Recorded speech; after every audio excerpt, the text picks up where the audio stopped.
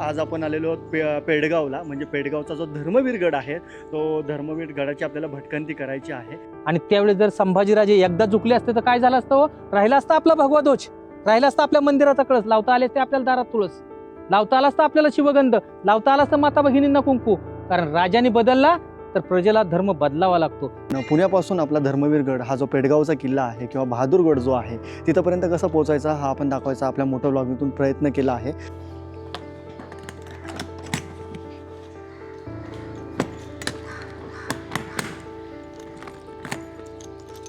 नमस्कार मंडळी, स्वागत आहे तुमचं आपल्या नवीन एका मोटो व्लॉगमध्ये. आज आपण जे चाललेलो आहोत ते धर्मवीर गडावरती चाललेलो आहोत. म्हणजे जिथं मुकरबखानाने छत्रपती संभाजी महाराजांना पकडून आणलं होतं त्या गडाची आज आपण भटकंती करायला चाललेलो आहोत. पुण्यापासून ते बहादूर गडापर्यंतचा म्हणजे धर्मवीर गडापर्यंतचा जो प्रवास आहे तो आज तुम्हाला ह्या मोटो व्लॉगमधून पाहायला मिळणार आहे. आणि त्यानंतर बहादूरगड म्हणजे धर्मवीर गड ते वडू तुळापूर ह्या ठिकाणाचा प्रवास देखील तुम्हाला पुढच्या व्हिडिओमध्ये पाहायला भेटणार आहे. म्हणजे ह्या सिरीजचा किंवा ह्या राईडचे आपण 2 पार्ट बनवणार आहोत. पहिला पार्ट जो असणार आहे तो तळेगाव म्हणजे पुणे ते धर्मवीर गड आणि दुसरा जो भाग असणार आहे तो धर्मवीर गड ते वडू तुळापूर असे 2 भाग तुम्हाला पाहायला मिळणार आहेत. आत्ता मी जे आहे ते तळेगावमध्ये आपल्या पार्किंगमध्येच आहे. इथून आता जे निघणार आहे की नाही 2 मार्ग आहेत खरं तर जाण्यासाठी. आपण जे जाणार आहोत ते दौंड मार्गे श्रीगोंदा तालुक्यामध्ये जाणार आहोत, जिथं त्या भीमा नदीच्या किनाऱ्यावरती आपल्याला बहादूरगड पाहायला मिळतो. सो वाटेमध्ये मी तुम्हाला सांगेलच की आपण कोणत्या मार्गाने जाणार आहोत. आणि परतीचा जो मार्ग असणार आहे आपला वडूचा तो देखील दुसरा आहे. त्यामुळे नक्की व्हिडिओ पूर्णपणे बघा. तुम्हाला नक्कीच नवीन रूट एक्सप्लोर करायला मिळणार आहे. म्हणजे नवीन रूट मी एक्सप्लोर करणार आहे, तुम्हाला तो पाहायला मिळणार आहे. सो वेळ न दवडता लगेचच आपण निघूयात. आता खरं तर आहे की नाही सकाळचे वाजलेले आहेत जवळजवळ 7:15 आणि थोडाफार उशीरच झाला आहे म्हणायला लागेल. पण ठीक आहे, थोडीशी आवराआवर आणि उजेडामध्येच आपल्याला निघायचं होतं, त्यामुळे मग इतका उशीर झालेला आहे. सो बाईकवरती बसूयात, भेटूयात मोटो ब्लॉगमध्ये. सो तुम्ही बघाल जर आता इथं आपण की नाही धर्मवीर गड टाकलं, तुम्ही बघाल 2 रूट दाखवत आहेत. इथे हा देव रोड, त्यानंतर पुणे सोडलं की इकडे लोणी काळभोर, त्यानंतर उरळी कांचन, यवत, त्यानंतर केडगाव, पाटसवरून लेफ्ट टाकून आपल्याला दौंड मार्गे इकडे जायचं आहे. आणि परतीचा जो प्रवास असणार आहे आपला तो आहे की नाही धर्मवीर गड श्रीगोंदा, त्यानंतर ह्या मार्गे किंवा मग इथं काष्टी म्हणून एक गाव आहे त्या काष्टीच्या मार्गानं आपण वडूला येणार आहोत. शिक्रापूर चाकण वगैरे करून मग इकडे ठिकाणी आहे की नाही वडू तुळापूर आहे तिथे येणार आहोत. सो आत्ता जो तुम्हाला पाहायला मिळणार आहे रूट तो आहे हा वाला आपला. आणि साधारण 3 तास दाखवत आहे आपल्याला आत्ता 136 किलोमीटर. सो लेट्स सी आपल्याला किती वेळ लागत आहे आत्ता.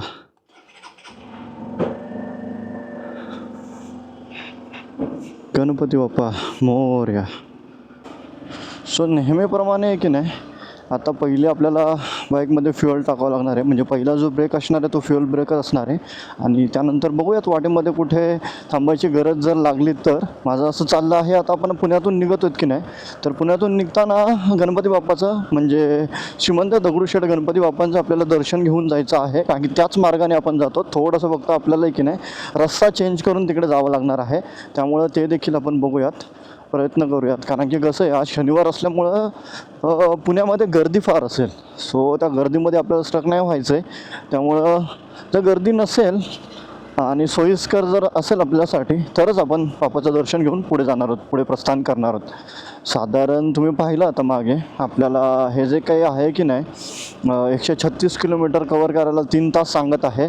आता आपण मोठं ब्लॉग करत आहोत त्यामुळं थांबत आपण जाऊ. कुठे एखादा सीन दिसला तर तिथे देखील आपण थांबणार आहोत की नाही. त्यामुळं 3 तासाच्या पुढं 4 तास होतील हे सांगता येत नाही आपल्याला.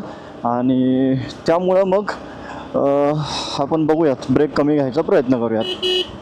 आय होप सो माझा आवाज तुम्हाला चांगला येत असेल. आत्ता जस्ट वायझर ओपन होतं की नाही त्यामुळं विंड नॉईज वगैरे तुम्हाला कदाचित आला असावा या मागच्या क्लिपमध्ये, पण आत्ता व्यवस्थित असेल. नॉईज कॅन्सलेशन देखील ऑन आहे ना आपलं, त्यामुळं मला तर माहिती आहे हा सेटअप आपला परफेक्ट झालेला आहे. आणि हे आपण आता पोचलेलो आहे मुंबई पुणे हायवेजवळ. म्हणजे ॲक्च्युली आता हा इथून पुणे बँगलोर हायवे झाला. सो त्याच रूटने हा आपण पुढे जाणार आहोत.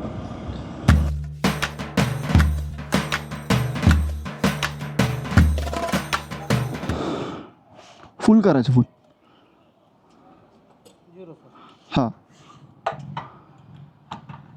आता थेट जे गाठणार होतं आपण ते पुणे किंवा मग दगडूशेठ गणपती.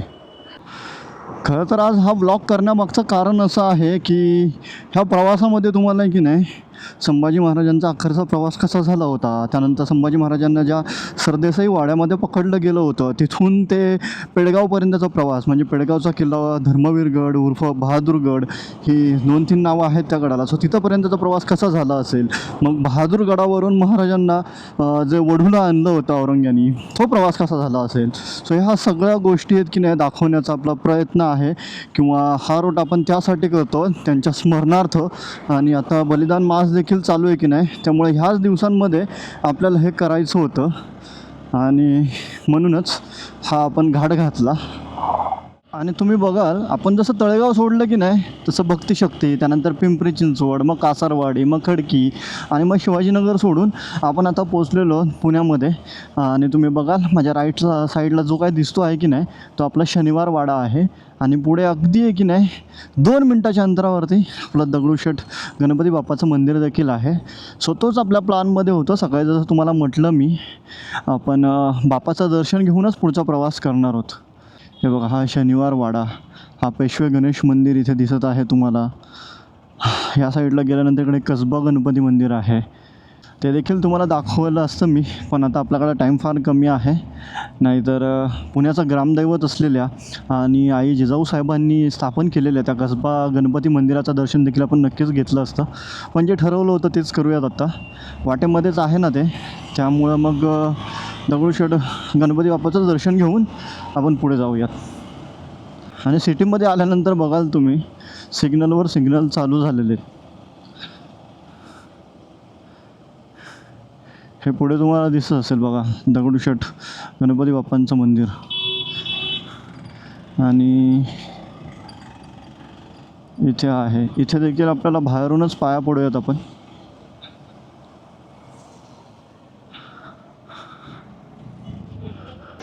दिसत असेल तुम्हाला गणपती बाप्पा मोरया. इथूनच पाया पडून आता निघूयात आपण.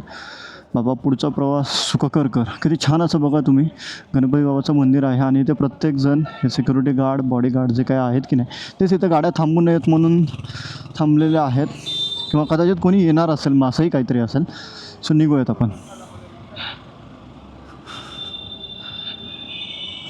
पुण्याच्या या रस्त्यांमध्ये ना फार कमी वेळेस असं होतं की आपल्याला गाडी पळवायला मिळते, चान्स मिळतो. म्हणजे कारण की सारखं कधी न कदा आपण इकडं आलेलो असेल की नाही तेव्हा ट्रॅफिकच बघायला मिळतं.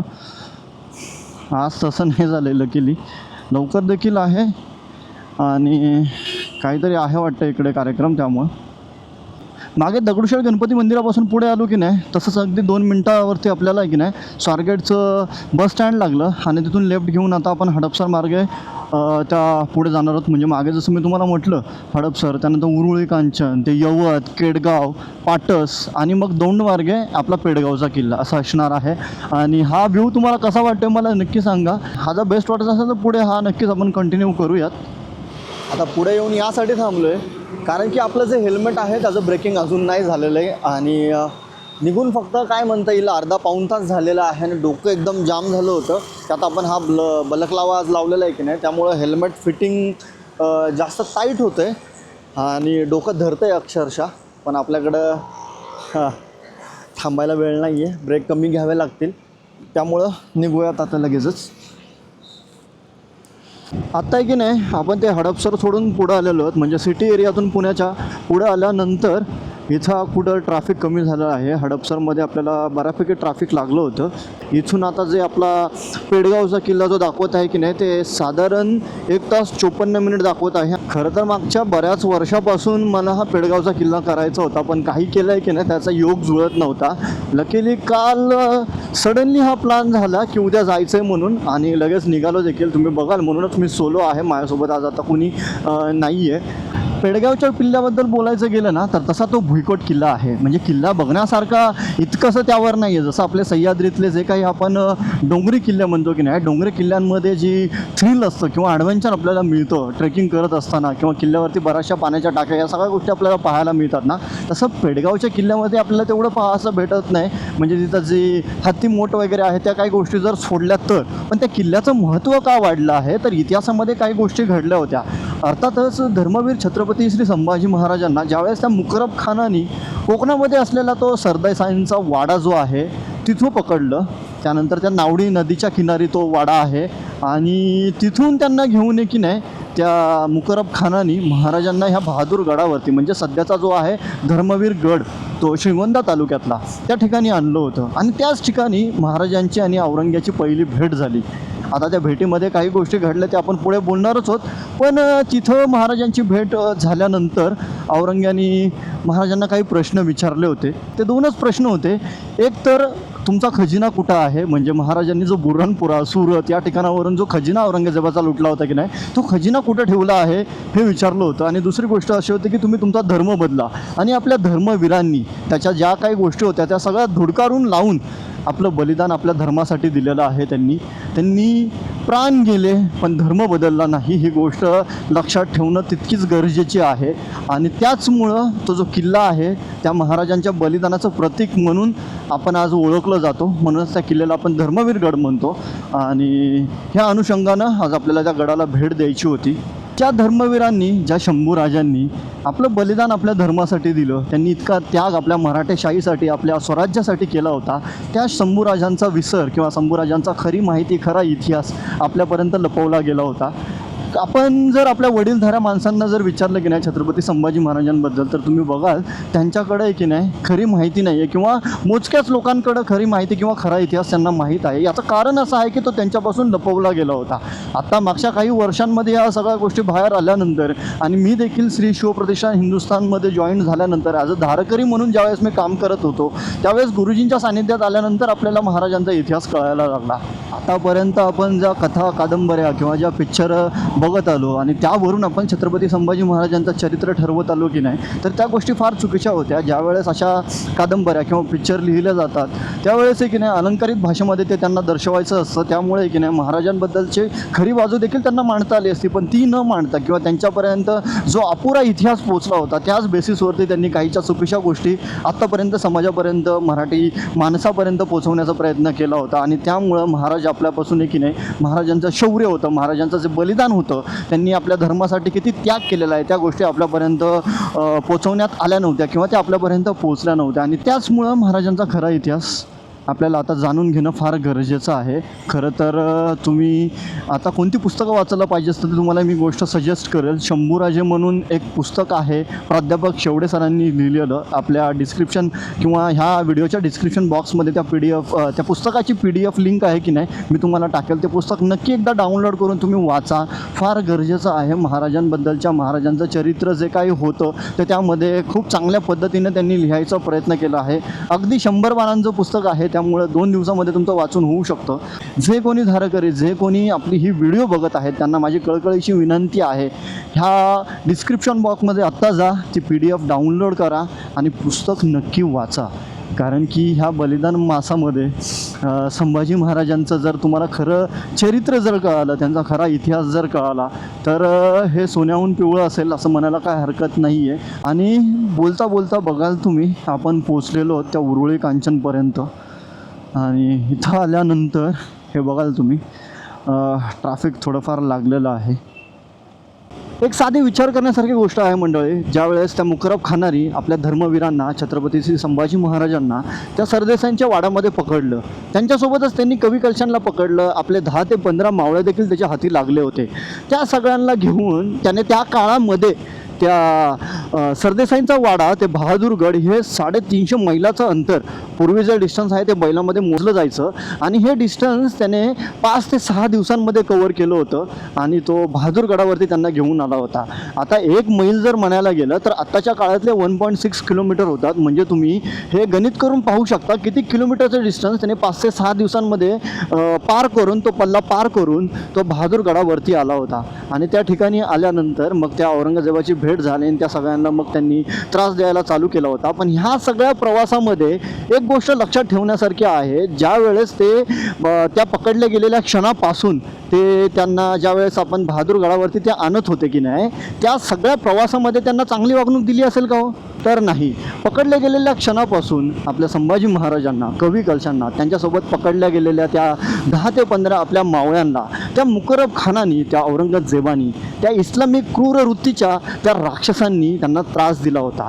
आणि त्याचमुळं प्रतिवर्षी की नाही आपण महाराजांनी आपल्या धर्मासाठी केलेलं जे बलिदान आहे त्या गोष्टीची जाणीव म्हणून बलिदान मास पाळत असतो. आता हे बलिदान मास केव्हा पाळायचं असतं तर फाल्गुनची सुरुवात झाल्यानंतर, म्हणजे फाल्गुन शुद्ध प्रतिपदा ते फाल्गुन अमावस्ये ह्या 30 दिवसांमध्ये आपण हे बलिदान मास पाळत असतो.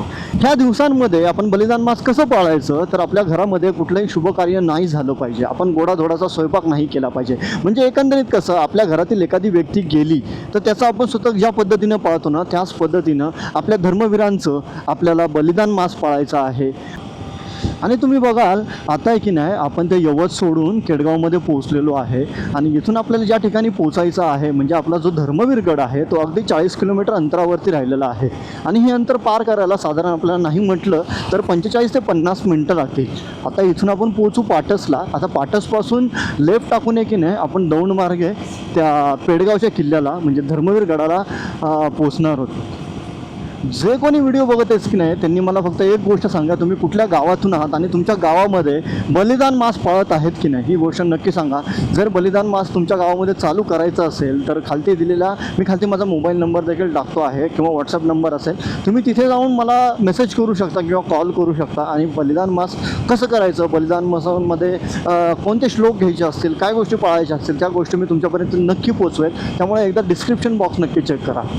गडांना आपल्याला बलिदान मास पाळणं फार गरजेचं आहे, कारण की येणाऱ्या काळामध्ये आपल्याला शिवशंभू रक्तगटाची निर्व्यसनी पिढी तयार करायची आहे आणि तीच आपल्या महाराष्ट्रासाठी, आपल्या देशासाठी फार गरजेची गोष्ट आहे. गुरुजी जसं सांगतात, गुरुजी आपल्याला जे शिकवतात त्या गोष्टींचं पालन करायला पाहिजे.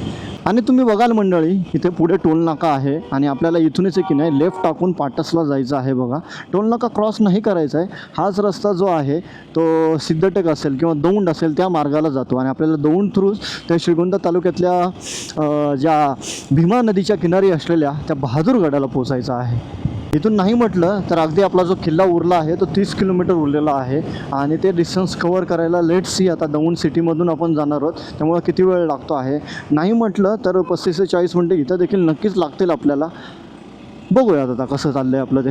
आता आहे की नाही ते पाटस सोडल्यानंतर आपण पुढे आलो आणि पुढे इथे रसवंतीगृह होतं, सो तिथे थांबलो थोडासा उसाचा ज्यूस घेण्यासाठी. आणि आपल्या कॅमेऱ्याची बॅटरी देखील कमी झाली होती त्यामुळे ती बॅटरी देखील आपल्याला आता बदलायची आहे. इथून अगदी काय म्हणतो जे दौंड राहिलं आहे ते नाही म्हटलं तर 15 ते 20 किलोमीटरवरती आहे आणि तिथून पुढं मग 10 किलोमीटरवरती आपला तो श्रीगोंदा तालुक्यातला जो पेडगावचा किल्ला आहे तो राहिला आहे. त्यामुळं मग इथं थांबलं आणि हेल्मेटचा देखील खूप जास्त त्रास होतो आहे. ते अजूनही त्याचं ब्रेकिंग नाही झालं ना त्यामुळं डोकं एकदम जाम होतं आहे. सकाळपासूनचा प्रवास आपला नाही म्हटला तर 2-1 तासाचा फक्त झाला आहे, पण ह्या 2 तासामध्येच आहे की नाही डोकं अगदी भणभणायला लागलं आहे, कारण की हे जे बलकलावा आपण यूज करत आहोत त्यामुळं देखील थोडंसं काय म्हणतो टाईट होतं आहे ते. ह्याच्या अगोदर आपण विदाऊट बलकलावा ते वापरत होतो की नाही त्यामुळे तितकासा त्रास होत नव्हता. सो लेट सी पुढचा प्रवास कसा आहे. आतापर्यंत तरी बरं वाटत आहे, रस्ता देखील चांगला आहे त्यामुळे तितकासा काही त्रास झालेला नाही आपल्याला. आणि किल्ल्याचं गडभ्रमंती केल्यानंतर परत आपल्याला जो वडूपर्यंतचा जो प्रवास आहे तो देखील करायचा आहे. त्यामुळं लवकरात लवकर इथून आता आपण काढता पाय घेऊयात. ऊन देखील नंतर वाढेल त्यामुळं प्रवासाचा त्रास हळूहळू काय म्हणतो आपला तो वाढेल. त्यामुळं मग बघूयात आता कसं होतं ते. आता आपण त्या ब्रिजच्या जवळून पोचलेलं आहे. तिथून सरळ जर तुम्ही गेलात ना तर रस्ता तो बारामतीकडे जातो आणि इकडे आपल्याला आता हा लेफ्ट घेऊन की नाही दौंड किंवा काय म्हणतो आपण सिद्धटेक त्या मार्गाला जायचं आहे. म्हणजे दौंड सिटी जर म्हणायला गेला तर दौंड सिटी माझ्या राईट साईडला राहते आणि असंच पुढे जाऊन आपल्याला आता आहे की नाही त्या सिद्धटेकच्या रस्त्याला जायचं आहे, जिथून आपल्याला आहे की नाही त्या पेडगावला जाता येतं. आणि हा तो आपला दौंड सिटीचा जे काही रेल्वे स्टेशन आहे की नाही त्या रेल्वे स्टेशनवरचा ब्रिज आहे. तुम्ही बघाल खालतून आहे की नाही ही सोलापूर पुणे जी रेल्वे लाईन आहे ती आहे आणि आपण आता ती क्रॉस करून पलीकडे चाललेलो आहोत. ह्या दौंड शहराबद्दल जर सांगायचं झालं ना, जसं आपल्याकडे तळेगावला CRPF आहे, तसंच इथं SRPFची एक फोर्स आहे. म्हणजे त्यांचा एक कंटेनमेंट एरिया आहे. त्यांच्या शाळा, त्यांचं जे काही शूटिंग, त्या सगळ्या जे क्लासेस जे असतात की नाही SRPFच्या, त्या सगळ्या ह्या भागामध्ये असल्यामुळे की नाही हे दौंड फार जास्त काय म्हणतो आपण डेव्हलप शहर आहे. दौंड सिटीचा जो रोड होता तो सोडून की नाही बारामती अहिल्यानगर जो काही रोड आहे त्या रोडला लागलेलो आहे. आणि आपण आता ज्या पुलावरती जाणार आहोत तो जो पूल आहे तो त्या भीमा नदीचाच आहे. आणि ह्याच भीमेच्या किनाऱ्यावरती ते आपला पेडगावचा किल्ला आहे. इथून की नाही पुढून आता आपल्याला राईड घ्यायचा आहे. म्हणजे हा बारामती अहिल्यानगरचा जो काही रोड आहे तो आपल्याला एक्झिट करायचा आहे या इथून. हे जे पहिलं गाव लागलं आता तुम्हाला दिसेल बघा, हे निमगावची कमान लागली की नाही श्रीगोंदा तालुक्यामध्ये येतं हे. म्हणजे ऑलमोस्ट आता आपण श्रीगोंदा तालुक्यात आलोच आहे. आणि हे जे गाव आहे ते निमगाव आहे. हे गाव ओलांडून आपल्याला जायचं आहे. खरं तर इथला रस्ता जो आहे मला माहिती आहे इथला रस्ता थोडासा खराब आहे, पण आपली ऑफ रोडर आहे त्यामुळे आपल्याला इतकासा त्रास होणार नाही आहे. त्यामुळं मग आपण ह्या रस्त्याने आलो. खरं तर पलीकडच्या रस्त्याने देखील आपल्याला देऊळगाव वगैरे जे आहेत म्हणजे दौंड साईडला आहे की नाही नदीच्या पलीकडच्या साईडला देऊळगाव वगैरे जे आहे ती करत करत टुवर्ड्स आपण सिद्धटेकला जातो की नाही त्या रस्त्याने देखील आपल्याला त्या ठिकाणी पोहोचता आलं असतं म्हणजे पेडगावला. पण आपण हाच रस्ता चूज केला. डिस्टन्स थोडंसं कमी आहे पण रस्ता थोडासा खराब आहे. सो लेट्स सी, आपल्याला कळेल देखील की हा रस्ता कितपत खराब आहे आणि कितपत चांगला आहे ते. अशा ऑफ रोड करत असताना प्रॉब्लेम हाच असतो की बाईकचा टायर फक्त पंक्चर होऊ नये. कारण की कसं आहे आपली जी बाईक आहे ते ट्यूब टायर आहेत. आपण हिला ट्यूबलेस केलेली नाही आहे. खरं तर स्टॉकमध्ये जे येतं की नाही ते ट्यूबच येतात आणि त्यानंतर मग ते टेप वगैरे लावून त्याला आपल्याला करता येतं ट्यूबलेस. बट तसं अजून आपण नाही केलेलं आहे आणि तोच एक प्रॉब्लेम असतो. अजून आपली गाडी काय म्हणतात जस्ट 10,000 किलोमीटर आपले झालेले आहेत की नाही त्यामुळे टायर नवीनच आहेत. पण जसे टायर थोडेसे काय म्हणतो आपण उघडायला लागतील किंवा त्याचं जे ग्रीप आहे ती थोडीफार कमी होईल की नाही त्यानंतर मग टेन्शन येतं. कारण की मग ज्या वेळेस टायर पंक्चर होतो की नाही त्यावेळेस फार जास्त कसरत करायला लागते. पंक्चरचं जर दुकान मिळालं नाही तर ते तसंच आपल्याला की नाही पंक्चर टायर घेऊन जावा लागतो. त्यामुळे रिम खराब होण्याची शक्यता असते. त्यानंतर ट्यूब तर 100% जाते. ते वॉलला प्रॉब्लेम सगळंच इश्यू असतं. बघूया अजून तरी काय सध्या प्लॅन नाही आहे. मी बघतो आहे खरं तर कोणाला माहिती असेल ना जर हे स्पोक आपले जे व्हील्स आहेत स्पोक टायर जे आहेत आणि व्हील्स जे कॉम्बिनेशन आहे की नाही त्याला आपल्याला ट्यूबलेस कसं बनवता येईल काही टेक्निक असेल आणि जी लाँग टर्म चालू शकते अशी काय असेल तर मला कॉमेंटमध्ये नक्की सांगा. मी ते नक्कीच काय म्हणतात आपल्या गाडीला करून घेईल. कारण की आपले असे रूट भरपूर असतात. आपण आता सह्याद्रीमध्ये फिरतो किंवा असे गडकोट फिरत असतो की नाही त्यावेळेस असे कच्चे रोड आपल्याला भरपूर लागतात. आणि विषय असा असतो की त्या ठिकाणी कुठंच आपल्याला की नाही लगेच गॅरेज अवेलेबल किंवा पंक्चरचं जे दुकान आहे ते अवेलेबल होत नाही. म्हणून आपल्यासाठी तरी ते फार गरजेचं आहे. ही जी काही तुम्हाला सगळी हिरवीगार अशी शेती दिसत आहे की नाही ती सगळी त्या भीमा नदीच्या पाण्याचीच आहे. आणि हीच भीमा नदी पुढे जाऊन आपल्याला तुळापूरला जो त्रिवेणी संगम आहे भीमा भामा आणि इंद्रायणी त्या ठिकाणी जाऊन मिळते. इथे पुढे आल्यानंतर तुम्ही बघाल रस्त्याचं काम चालू आहे त्यामुळं भरपूर अशी खडी टाकली आहे. आणि खरं तर इथं थोडं रिस्की म्हणायला लागेल. आपल्या गाडीचं जे चाक आहे की नाही किंवा जी गाडी आपली आहे ते डिसबॅलन्स होण्याचे चान्सेस असतात. कारण की हे जे सगळी खडी टाकली आहे की नाही ती लूज आहे, ती पक्की नाही आहे किंवा डांबर वगैरे त्याच्यावरती टाकलं नसल्यामुळे की नाही तो एक रिस्क फॅक्टर आहे आपला. रस्त्यातील अशा वाड्या वस्त्या आहे की नाही क्रॉस करत करत आपण त्या पेडगावकडे आता कूच करत आहोत. कसा असेल आधीचा परिसर यार विचार करा तुम्ही. ही गावं वस्ती वगैरे आत्ता झाली आहेत पण त्या काळचा परिसर कसा असेल म्हणजे जवळजवळ नाही म्हणायला गेलं तर 350-400 वर्षांपूर्वी हे काहीच नसणार. कवठा तर आता आहे की नाही आपण धर्मवीर गडाकडे चाललो होतो पण वाटेमध्ये लागलेल्या या कवठा गावामध्ये मी हे बलिदान संभाजी महाराजांचं जे होतं आहे त्याचा एक बॅनर पाहिला. शिवप्रतिष्ठान हिंदुस्थान म्हणून लिहिलं होतं. सो त्या कारणासाठी इथल्या गावातल्या पोरांसोबत मी थोडीशी चर्चा केली आणि मला एक गोष्ट कळाली की या गावामध्ये जे लक्ष्मण नाईकवाडी म्हणून सर आहेत त्यांना भरपूर जास्त त्या किल्ल्याची माहिती आहे. त्यांना भरपूर इतिहास माहिती आहे. त्यांनी भरपूर इतिहासाची जी पानं आहेत ती चाळून वाचून सगळं त्याचा इतिहास त्यांना अवगत असल्यामुळे की नाही मी त्यांच्या भेटीसाठी गेलो आणि आता माझ्यासोबत आहेत ते आणि त्यांच्याच सोबत आपण आता पेडगाव किल्ला बघणार आहोत. किल्ल्याचा जो इतिहास आहे ते आपल्याला सांगतील. सो व्हिडिओ पूर्णपणे बघा. चॅनल जो आहे तो मोठं व्लॉग असल्या कारणामुळं इथं फक्त आपण तिथंपर्यंत पोचायचं कसं आणि थोडीफार त्या किल्ल्याची माहिती इतकंच सांगणार आहोत. आणि व्हिडिओ जो दुसरा येणार आहे ह्या व्हिडिओनंतर तो आपला असा असणार आहे की पेडगावपासूनचा वडूपर्यंतचा जो प्रवास होता, कसा औरंगजेब गेला असेल, कुठल्या वाटेने गेला असेल महाराजांना घेऊन, तो प्रवास दाखवण्याचा नक्कीच प्रयत्न करणार आहे. सो भेटूयात. आत्ता इथून साधारण नाही म्हटलं ते 8 ते 9 किलोमीटरवरती आपला तो पेडगावचा किल्ला आहे. सो आता तिकडेच निघालेलो आहे. वाटेमध्ये तुम्ही बघाल ह्या कवठ्या गावापर्यंतचा रस्ता जो होता की नाही तोच फक्त खराब होता. इथून पुढं पूर्ण हा सिमेंट कॉन्क्रीटचा रस्ता आता झालेला आहे. त्यामुळे ते एक अपडेट तुमच्याशी फार गरजेचं आहे.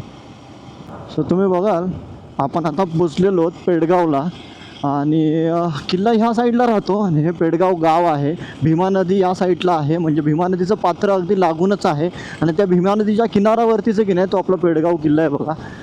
आता हेच ते गाव आणि गावाच्या उजव्या बाजूला तो किल्ला आहे.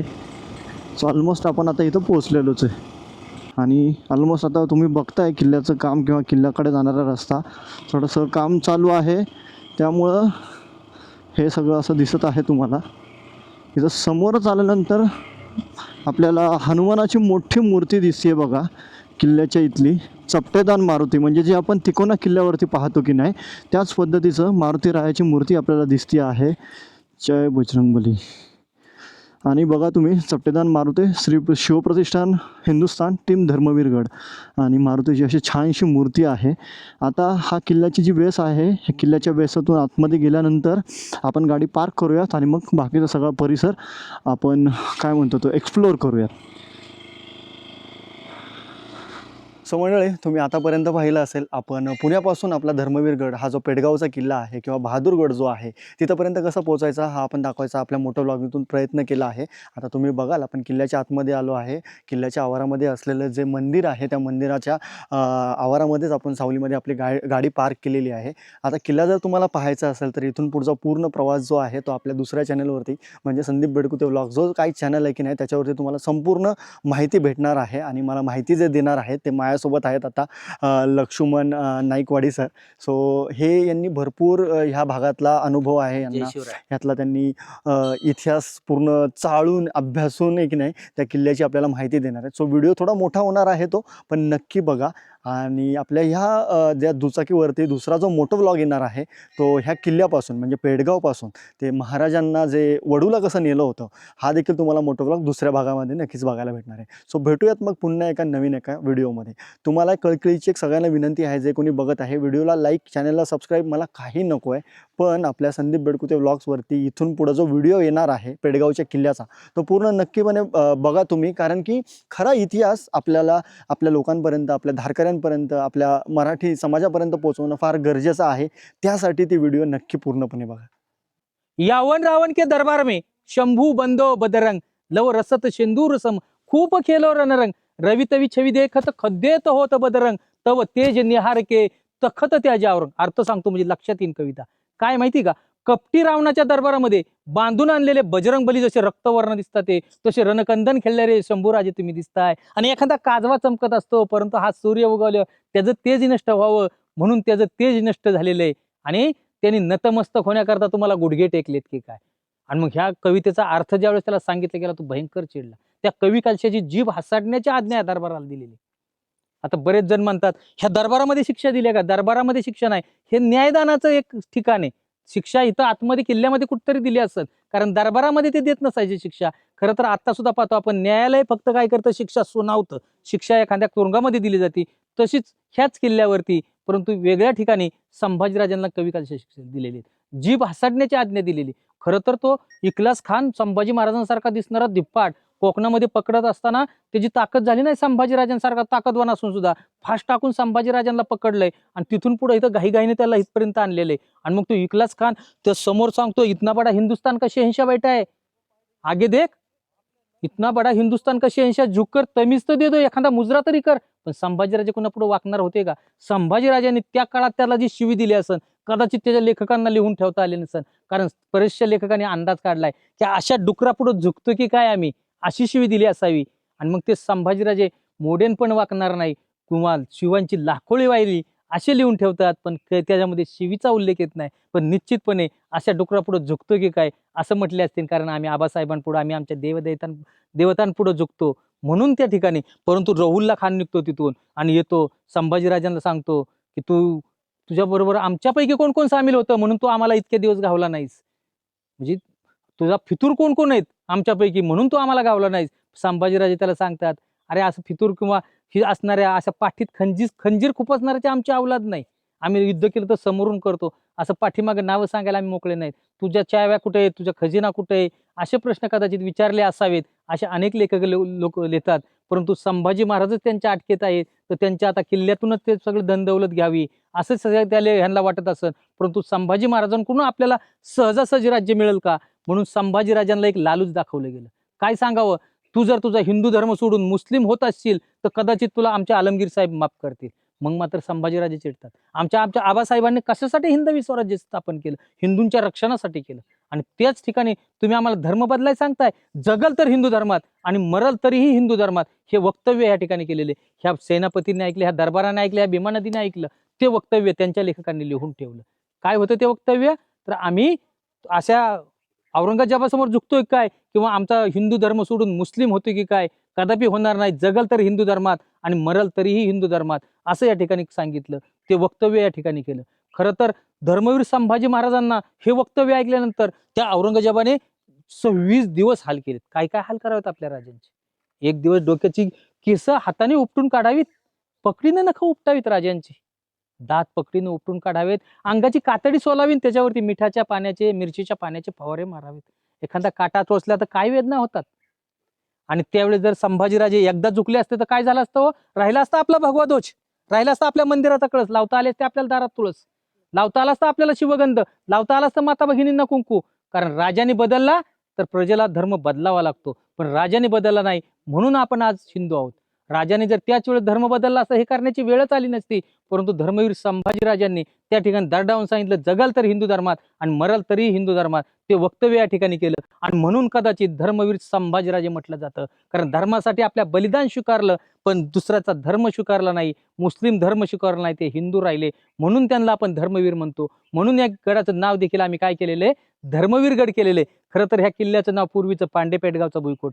पुन्हा बहादूर खान आला, हा औरंगजेबाचा दूध भाऊ, त्यांनी बहादूरगड केलं आणि पुन्हा एकदा ह्या किल्ल्याचं नाव बदलण्यासाठी आम्हाला एकदा या ठिकाणी 2008 मध्ये आम्ही धर्मवीरगड असं नामांतर केले. कारण ते धर्मवीरगडाला धर्मवीर संभाजीराजांच्या नावावरून शोभतं म्हणून ते नाव आम्ही या ठिकाणी केलेले. असा हा गड आहे. आणि मग तिथून पुढं संभाजीराजांची पुन्हा एकदा एक धिंड काढली जाते. ती कुठं नेली जाते? वढू तुळापूरकडं. वढू तुळापूरकडं त्या ठिकाणी नेल्यानंतर हे स्वराज्याला दाखवायचे, तुमच्या राजाचे काय हाल करतोय आम्ही. जर तुम्ही धर्म बदल नाही तुमचे देखील असेच हाल करल म्हणून ते दाखवण्याकरता डोळ्यामध्ये सळय फिरवले, अंगाची कातडी काढलेले, रक्तवर्ण झालेले संभाजीराजे तुळापूरजवळ गेलेत. आणि फाल्गुनी अमावस्येला 11 मार्च 1689 एका वधस्तंभाला संभाजीराजांना बांधले, दुसऱ्या वधस्तंभाला कवी कलशाला बांधले. कवी कलशावर सुरुवात करायची आणि संभाजीराजांवर शेवट करायचा. काय करावं त्या शिक्षा काय द्यावं? हात पाय तोडून टाकलेत राजांचे, शिरछेद केलंय आणि हे सगळं आयो भीमा भामा आणि इंद्रायणीच्या संगमाच्या पलीकडे टाकले.